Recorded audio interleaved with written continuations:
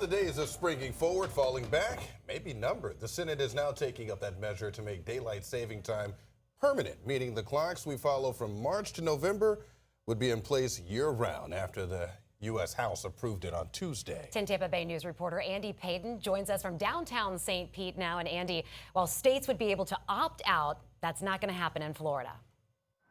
Yeah, that's right. So Florida already passed a law a few years ago, in fact, that states that the state would adopt permanent daylight savings time if Congress were to ever pass anything like this. So we figured the best place to break this down for you would be right here in downtown St. Pete, the city of sunshine, and a city that holds the record for most sunny days in a row. Let's take this past January 1st, for example, where the sun rose in St. Petersburg at 7:21 a.m. and set at 7:47 p.m.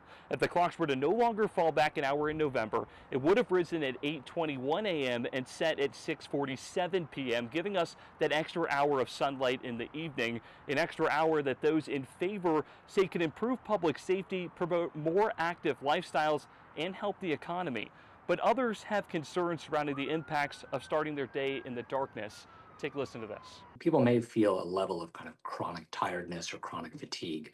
Will that feel better over time? It may. I mean, there's a lot of folks who get up at 5 a.m. for work and always function, even before the sun rises at this point, and their bodies have gotten relatively used to that. So it's possible if we make it permanent, that it could improve over time. Now, that fatigue, as harmless as it may seem, could actually contribute to more car crashes, a major concern for others who worry about safety for children who would also now have to wait for school buses in the dark. Now, this does still need to pass the Senate, but Congressman Buchanan tells me he did speak with Senator Rick Scott earlier this morning, who is sponsoring this in the Senate, and says that they are optimistically hoping to see a vote take place here before recess in August. Reporting here in downtown St. Pete tonight, Andy Payton, 10 Tampa Bay News.